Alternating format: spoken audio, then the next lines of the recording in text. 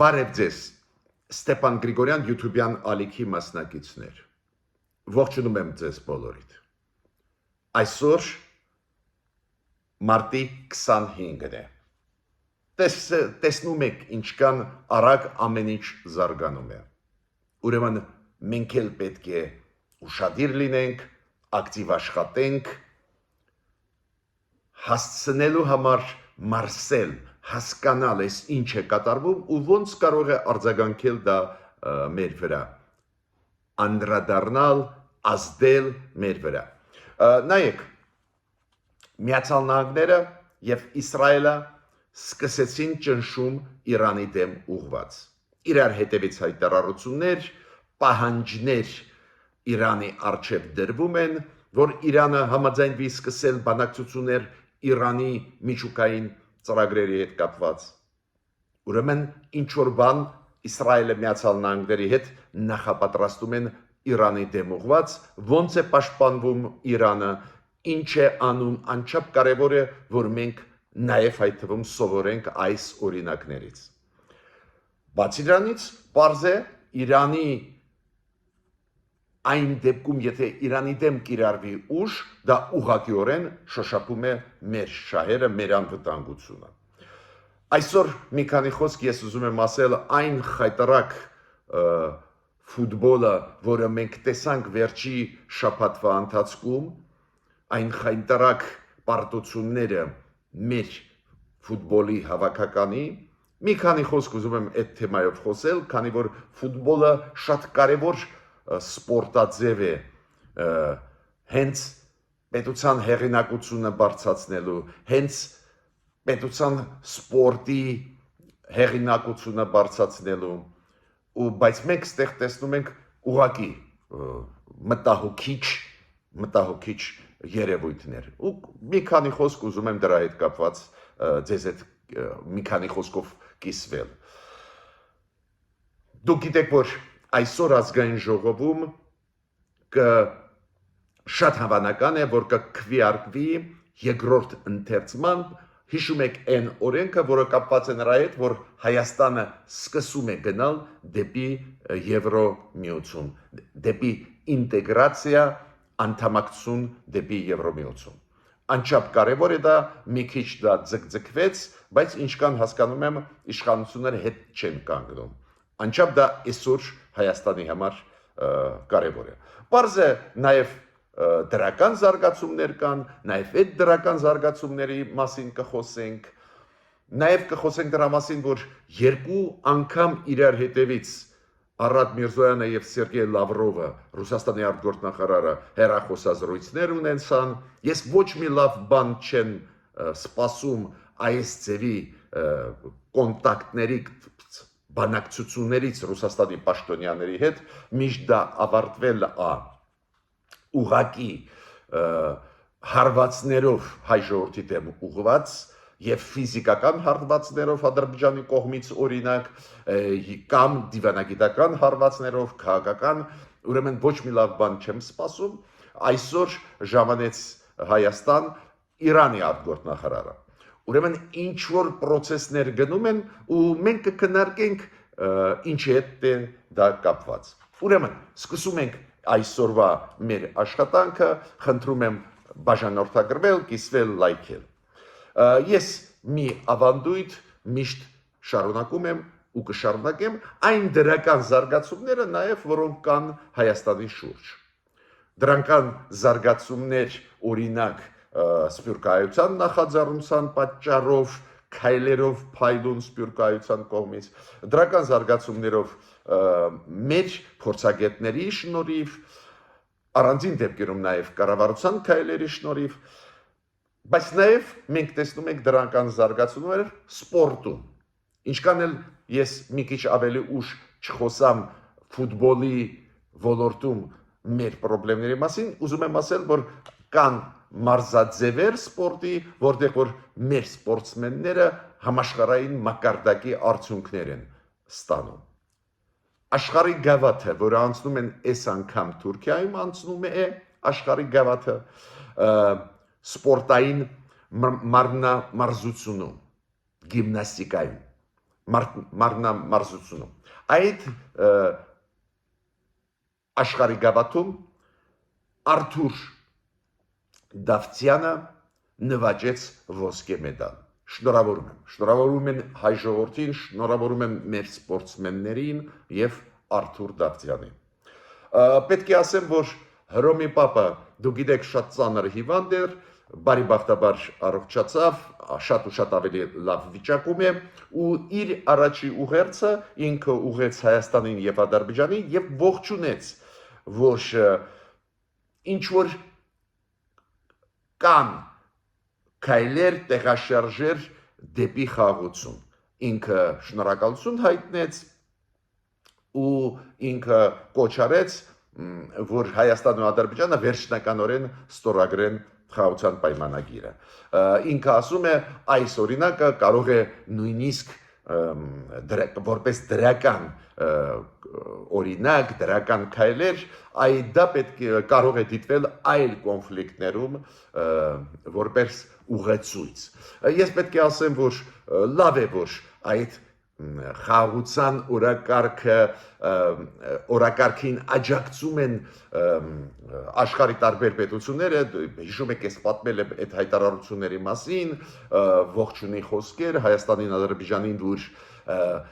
համաձայնեցրել են խաղաղության պայմանագրի տեքստը եւ այլ,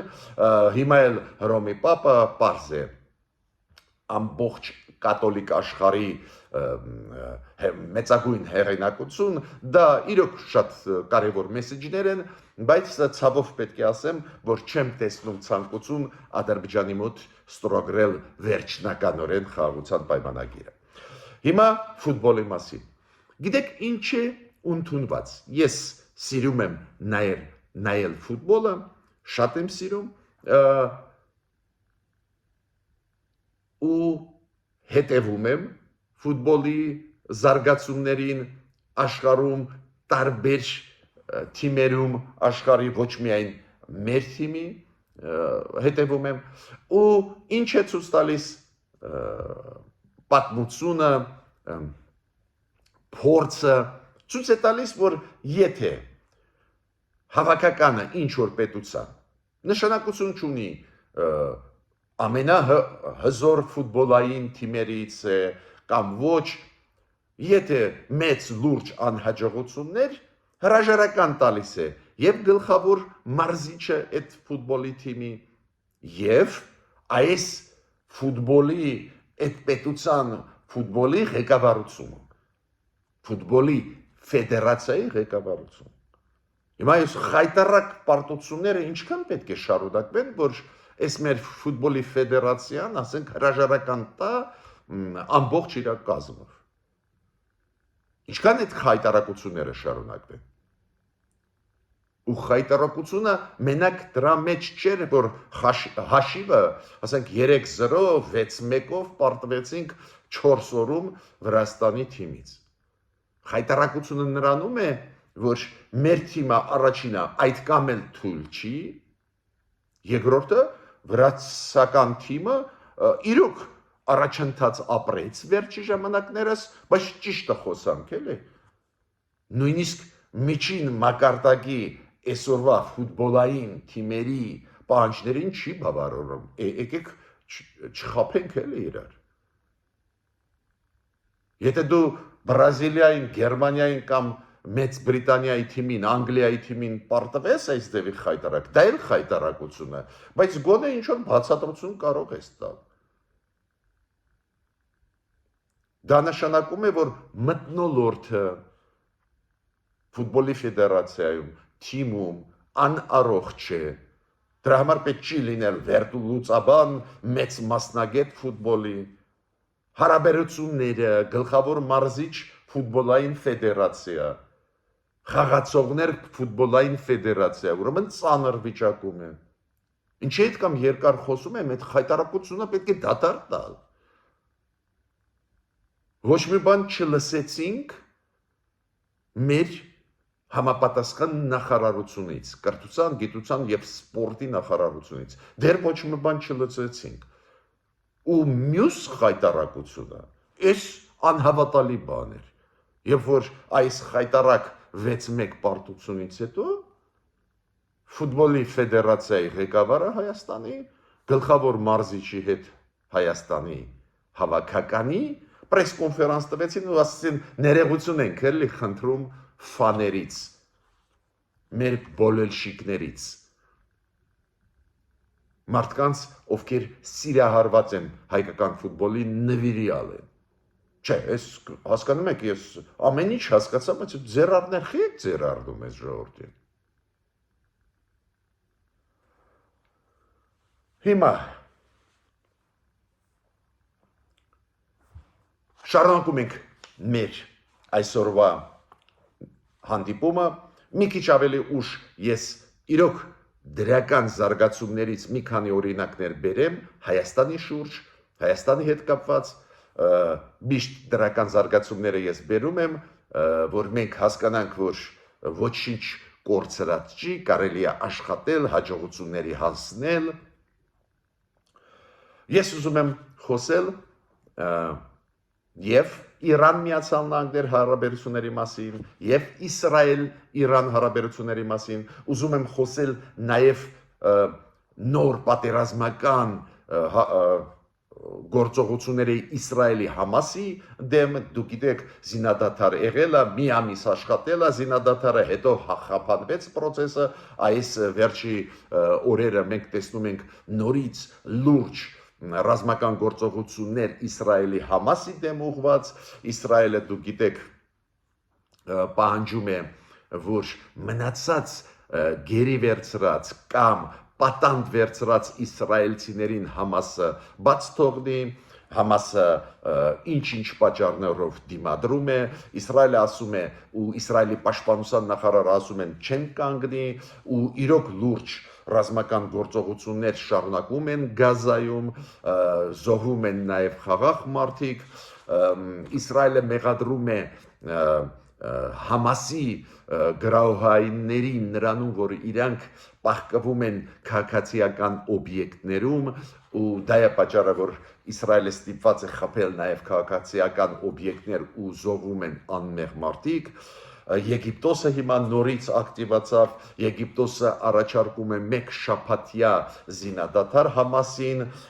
ու կոչ է անում Համասին մնացած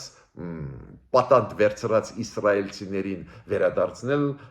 Իսրայելին, Եգիպտոսը խոստում է տալիս Համասին, որ կհամոզի Իսրայելին հազարավոր պաղեստինցիներ հետ տալ, լարված է վիճակը, բայց ես պետք է ասեմ, որ Միացյալ Նահանգները հստակ ասում են, որ այս նոր փուլը պատերազմական Իսրայելի Գազայի դեմ ուղված, Համասի դեմ ուղված միանշանակ ողջունում են ամերիկացիք ու աջակցում են։ Դա ասեց Մարկո Ռուբիոն։ Հիմա ինչ վերաբերում է Միացյալ Նահանգներ Իրան։ Այս ուղղակիորեն շոշափող մեր անվտանգությունը հարցն է։ Դուք գիտեք, Միացյալ Նահանգները նաև այդ թվում առաջի դեմքով Դոնալդ Տրամպի դեմքով առաջարկություն էին անում Իրանի հոգևոր առաջնորդի հետ հանդիպում, Իրանի հոգևոր առաջնորդը մերժեց, ասելով, որ Միացյալ Նահանգները ոչ թե ուզում են բանակցել, այլ ուզում են թելադրել, անպատվել եւ այլ եւ այլ։ Ուիտկոֆը, որը դուք գիտեք, Ստիվեն Ուիտկոֆը, որը բանագնացն է Տրամպի մերձավոր արևելքում ինքն էլ ուղարկում է մեսիջներ Իրանին, որ համաձայնվեք բանակցություններ վերսկսվեն Միացյալ Նահանգներ Իրանի միջուկային զենքի հետ կապված, ինքը ասում է Միացյալ Նահանգները չեն ուզում ուժի դիմել, եկեք խոսենք, բայց եթե ստիպեք մենք ուժ կկիրառենք, то есть սպառնալիքներ կան պետդեպարտամենտը, Միացյալ Նահանգների պետդեպարտամենտի խոսնակը Տեմի Բրյուսը ինքն էլ ելույթ ունեցավ, նույնաբովանդակ մեսիջներ ուղարկեց Իրանին, որ Մարկո Ռուբիոն, Դոնալդ Տրամպը լի են վճռականության բանակցություններ վարել, լուծել այդ հարցը ու եթե դուք մերժեք ուժ կկիրառվի, ինչն է ստեղ կարևոր։ Մեզ համար շատ կարևոր է, որ ոնց Իրանը պատասխանում է։ Այդ անչափ կարևոր է դա։ Օրինակ Իրանի պատասխանները ես կասեի այդպես, բավական դիվանագիտական են, բավական, ես կասեի այդպես, նուրբ են, օրինակ Իրանը ինչ է ասում, մենք ուղղակի բանակցությունների մեջ Միացյալ Նահանգների հետ համաձայն չենք, բայց մենք կարող ենք ոչ ուղղակի բանակցություններ վարել Ամերիկայի հետ։ Միգուցե իրանք ակնարկ են անում, որ օրինակ ոնց Սաուդյան Արաբիայում ամերիկացիք միջնորդ են ուկրաինացիների եւ ռուսների միջև, մինչդեռ ուկրաինացիք ռուսները ուղղակի բանակցություն չեն վարում միջնորդի միջոցով։ Այստեղ իրանք ասում են մենք ամերիկացիք ձեզ հետ ինչ որ միջնորդի միջոցով կաշխատենք։ Իսրայելի դեսպանը Ռուսաստանում ասեց, որ մենք լի ենք վճռականության հարվածնել, հասցնել Իրանին, ուստեղ ասում է Ռուսաստանը կարող է աջակցել, քանի որ ունի ազդեցություն Իրանի վրա, կարող է Ռուսաստանը օգնի, որ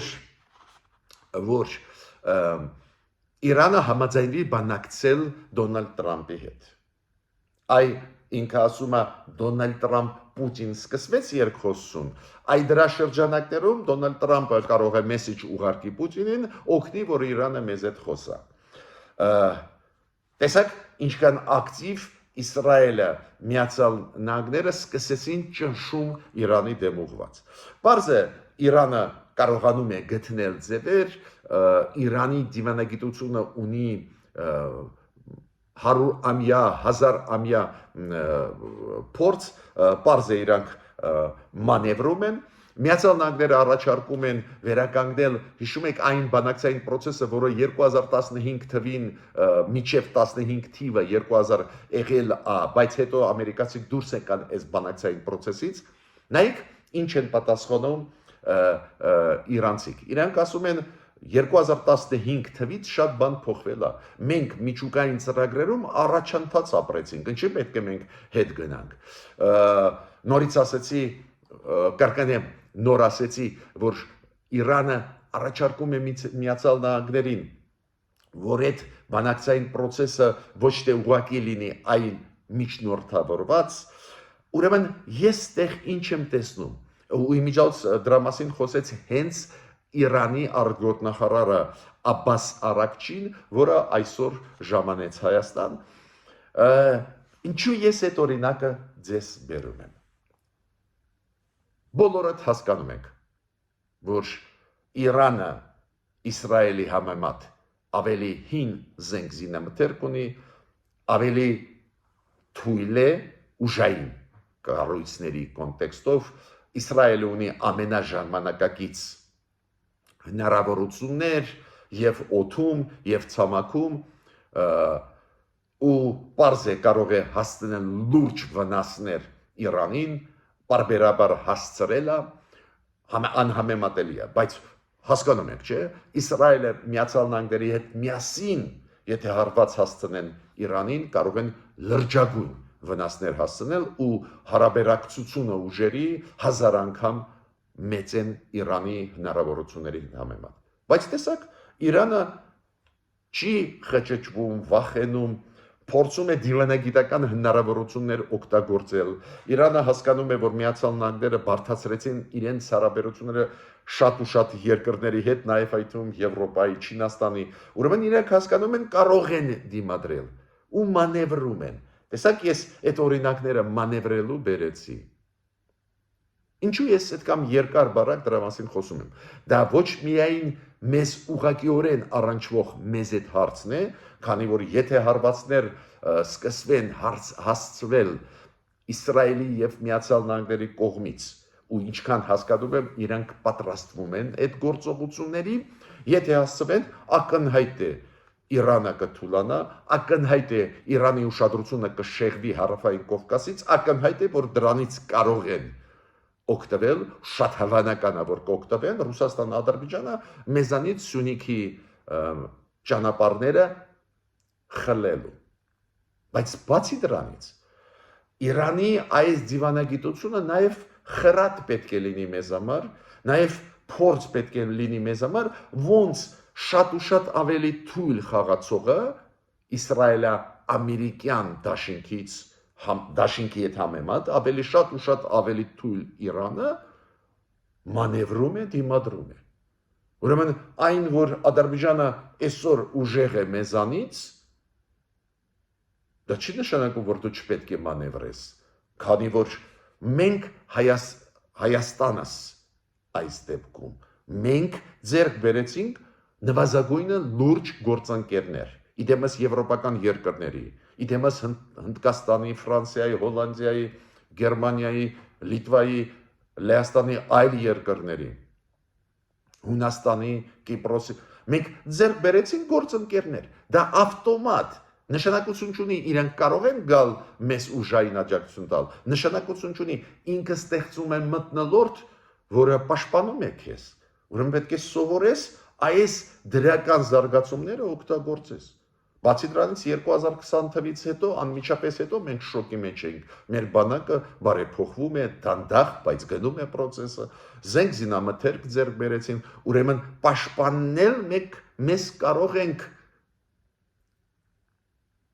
Ես ինչի դա ասում եմ, գիտեք, ես միշտ հիանում եմ Ստեփան Գրիգորյան YouTube-յան ալիքի ակտիվ մասնակիցներով, մարդկանց, ովքեր գրում են, հարցեր են բարձրացնում, փայլուն, ինտելեկտուալ ճիշտ հարցեր,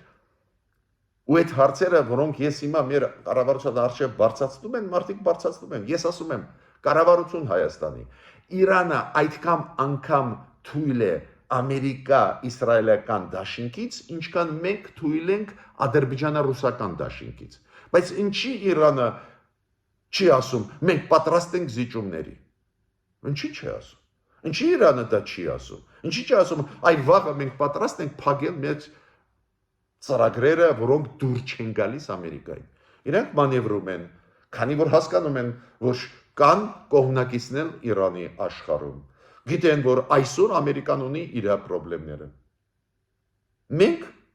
իմանալով նույնիսկ, որ Ադրբեջանը լրջագույն վտանգի տակ է սանկցիոն, Եվրոմիության կողմից, Միացյալ Նահանգների կողմից, բավական ծանր վիճակում է միջազգային հանրության, այնուամենայնիվ միակողմանի ինչ-որ զիջում ենք անում։ Ու դա ծնում է հարցեր։ Օրինակ, Նայրան, ինչ է ասում։ Ինքը ասում է, կարող է ինչ-որ կաշկանդվում է մեր կառավարությունը ու բոլոր բաների համաձայնվում է Ադրբեջանի կողմից դրված, դա կապված է նրա հետ, որ Ադրբեջանը ունի կոմպրոմատ մեր ղեկավարների վրա։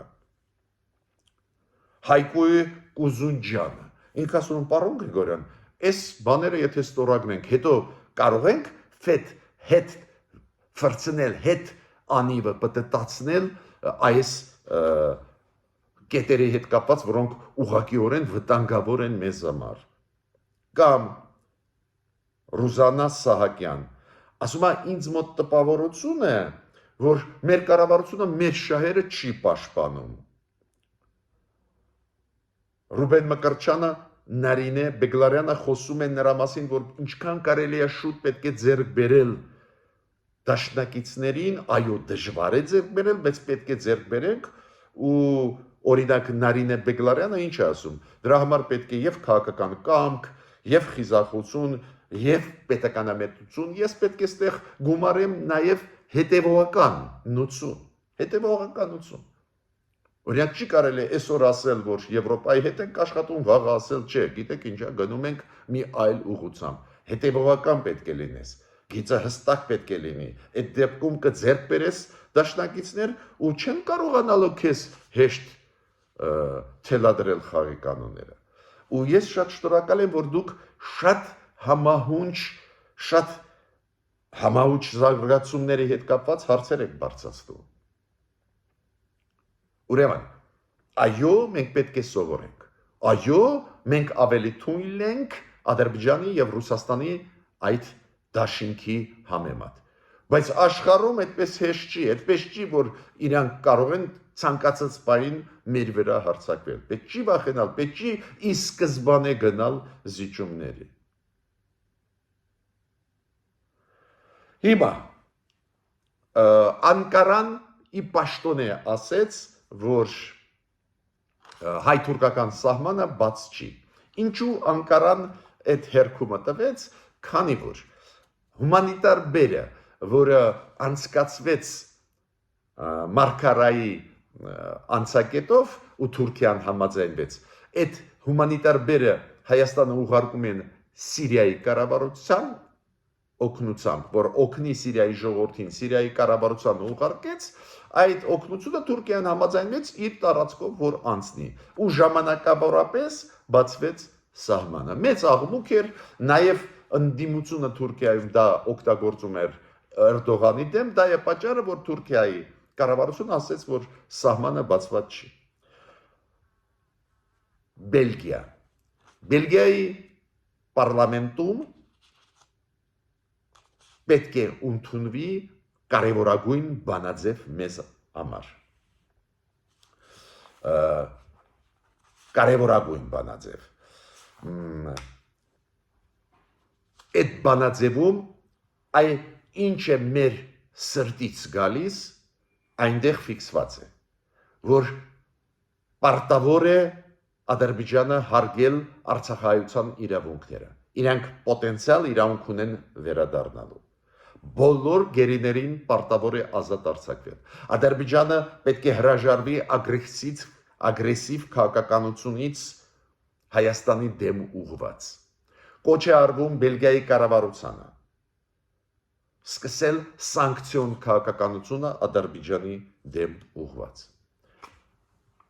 Չեմ շարունակի, դուք հասկանում եք, նաև խաղաղության պայմանագրի հետ կապված, նաև ողջունում են Հայաստանի դիրքորոշումը խաղաղություն հաստատել եւ այլ, նաև քննադատում են Ադրբեջանի մերժումը ստորագրել այդ խաղաղության պայմանագիրը, փայլուն բանաձև։ Պարզ է այստեղ իր դերը խաղաց եւ Բելգիայի կառավարության, Բելգիայի պարլամենտի դիրքորոշումը ի հօգուտ Հայաստանի նախաձեռնող երկու պատգամավոր կան Էլս վան Խոֆը եւ Միշել դե Մեգդե, ովքեր նախաձեռնեցին, շնորհակալություն այդ պատգամավորներին, բացի դրանից մեր սփյուռքայությունը, մեր սփյուռքայի կազմակերպությունները Եվրոպայում, նաև Բելգիայում շատ ակտիվ աշխատում են, հիշում ենք, նույնացի պրոցես հիմա գնում է Շվեյցարիայի պարլամենտում, Լյուքսեմբուրգի, Հոլանդիայի, իրանք ինչով կարող են մեզ օգնում են։ Շատ լավ լուր է, դուք գիտեք, ասեցի նոր սկզբում այսօրվա ելույթիս, որ մեր ազգային ժողովում կքննարկվի այն նախագիծը օրենքի, որի համաձայն Հայաստանը սկսում է ինտեգրացիոն process, անդամակցության process դեպի Եվրոմիություն, այդ մեր որոշումն է, դեռ Եվրոմիությանը մեր կառավարությունը ոչ մի հայտ չի ներկայացրել, ուրեմն Եվրոմիությունը սպասում է մեզանից քայլել, բայց մեր որոշումը Հայաստանի ներսում անչափ կարևոր է,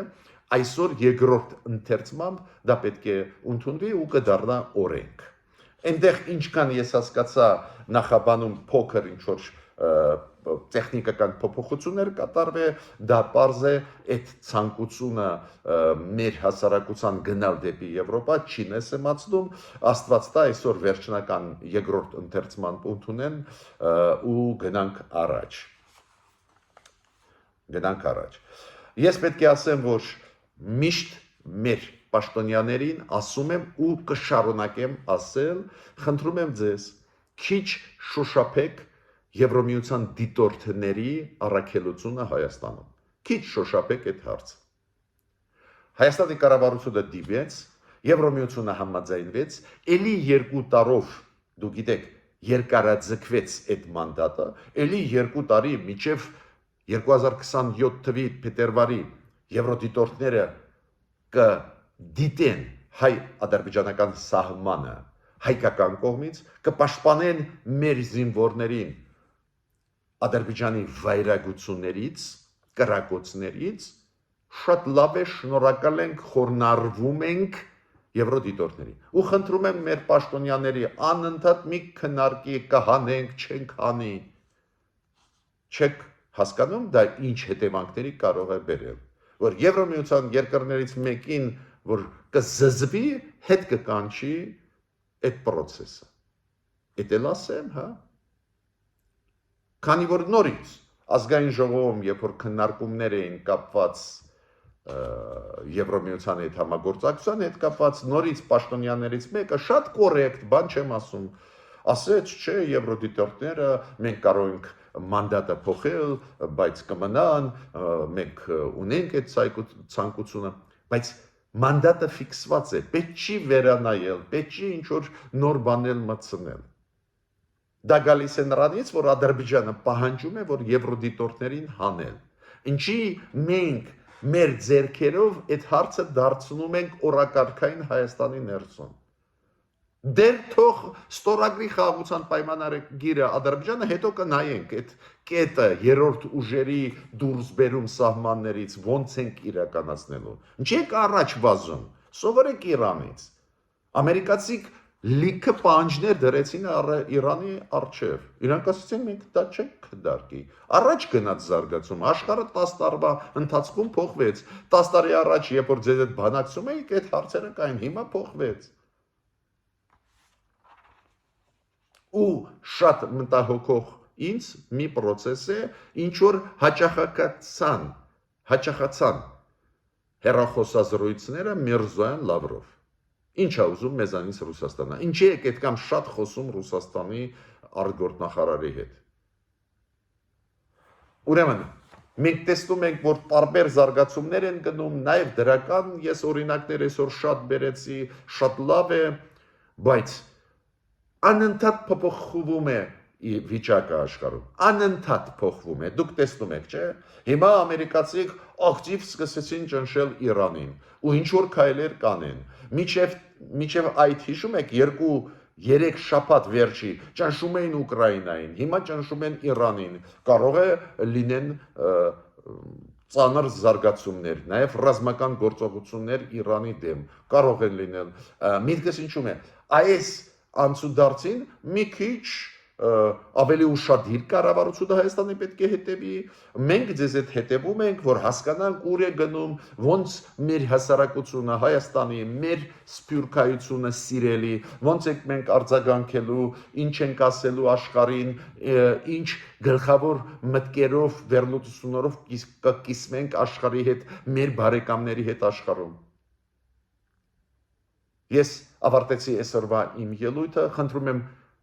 կիսվել, լայքել, բաժանորդագրվել, դա շատ կարևոր է, որ մեր աշխատանքը ինչքան կարելի է լայն տարածվի։